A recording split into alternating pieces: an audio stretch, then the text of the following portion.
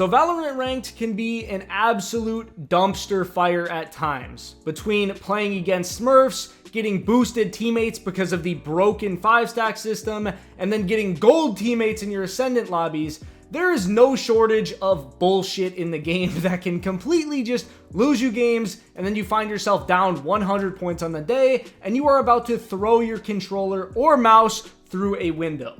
Believe me, it happens to everybody. This game is very frustrating, and a lot of the times it doesn't even feel like it's based on your skill. It just feels like if you're getting lucky or if you aren't. All of those shenanigans aside though, I do have some pretty good tips in today's video that'll help you rank up faster. I can't promise anything will happen overnight because at the end of the day, the game is still very RNG. You can literally put up 35 kills and sometimes you still will lose because that's just how it is. Anyways though, getting straight into it, some of these tips, will be a little bit more, straightforward, and then other ones will be things you probably don't think about. The first one though, it's warming up. I know you guys have heard it 3 million times. I sound like a broken record, but I'm only saying it because it absolutely does work. The difference between, rolling out of bed, hopping into comp, and, rolling out of bed, eating a bagel or something, going into comp, or not going into comp yet, playing like 3 TDMs, and then going into comp, you guys tell me what's better. You guys tell me what's better. Seriously, like if you hop into comp with no warm up, no energy, no stamina, no...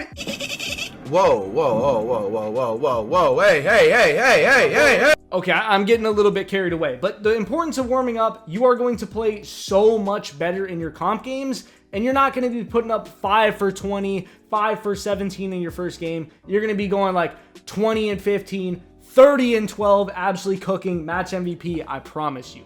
Moving on to tip number 2 though, I hate that I even have to say this, but without a doubt, it is the best way to rank up in the entire game, and that is abusing the 5-stacking system. And basically, the way you do this is you purposefully queue with lower ranked players in 5s just to get worse matchups. So let's say, you're Ascendant, you're queuing with 4 gold, so you match up with all plats. That's basically how they do it, and then the Ascendant will carry, or the golds will, be on smurf accounts, and that just makes the game even worse. Obviously, smurfing is against TOS, but, abusing 5-stacking isn't. Even though, in my opinion, it absolutely should not be in the game and Riot should do something about it, they just don't seem to care, and that's why you see, Radiant players with a 0.6 KD. Because in what world should you be able to have that bad of stats and be, a top player in the world? Makes no sense, but, Riot allows it, so if you have no morals, no ethics, this is the best way to rank up. Not saying, I would condone it, and, I don't endorse it by any means. And if you actually want to get better at the game, this is not the way to do it. But, just specifically for rank, abusing 5-stacking, there's nothing that even comes close. Moving on to tip number 3. This one is for the people who actually, want to improve at the game the correct way. And it is going to be solo queuing.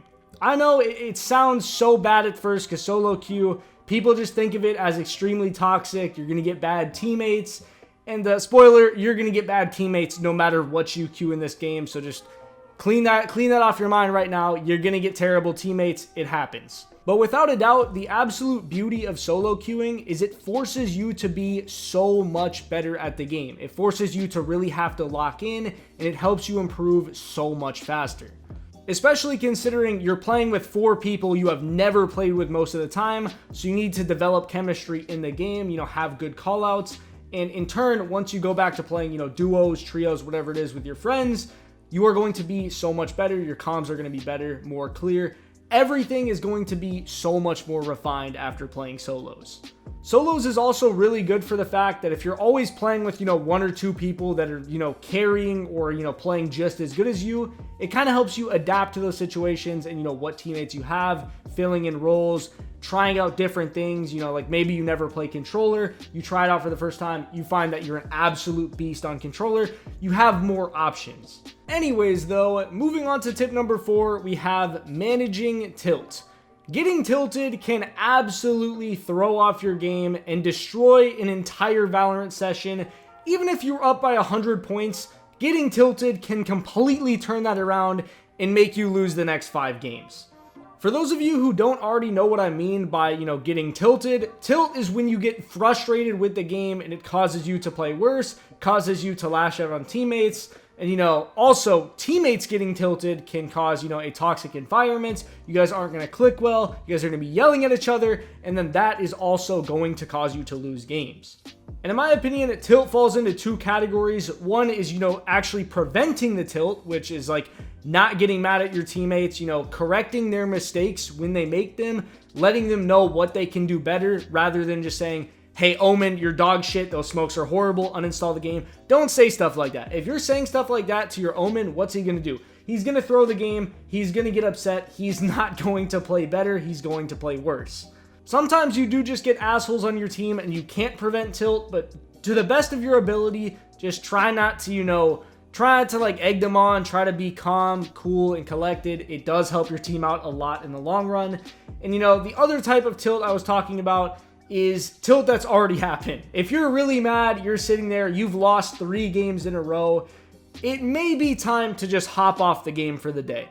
The reason I say that is if you play another game, you lose, you just continue to lose and lose, you're not playing good, just take a break.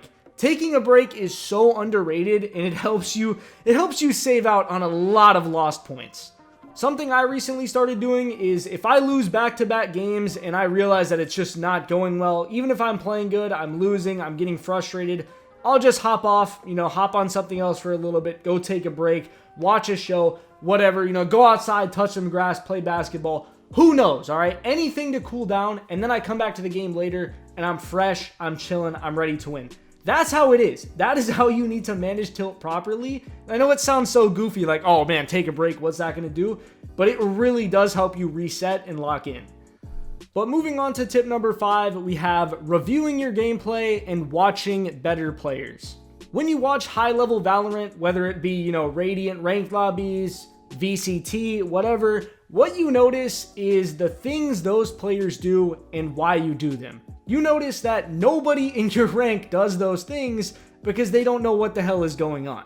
Now, I'm not saying you guys need to go back and watch every VCT live stream that's ever happened, pixel by pixel, and analyze exactly what they are doing, but there are channels out there like Aaron, for example, who post these VCT breakdowns that are absolutely phenomenal, and you can learn so much just by watching those videos.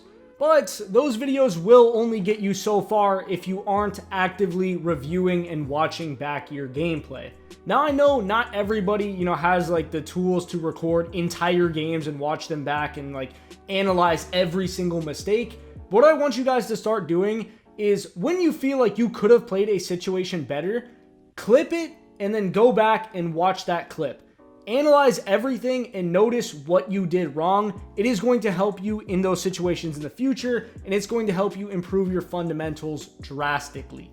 And as I was saying about recording entire games, if you have the tools to do that, that is absolutely great, but I know not everybody, has Elgato, not everybody plays on like a PC, some people are on console, so you can't really do it, but if you can, that is even better.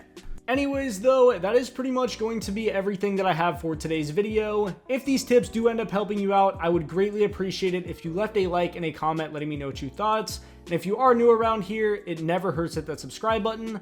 Anyways, it's been Gravely. Peace.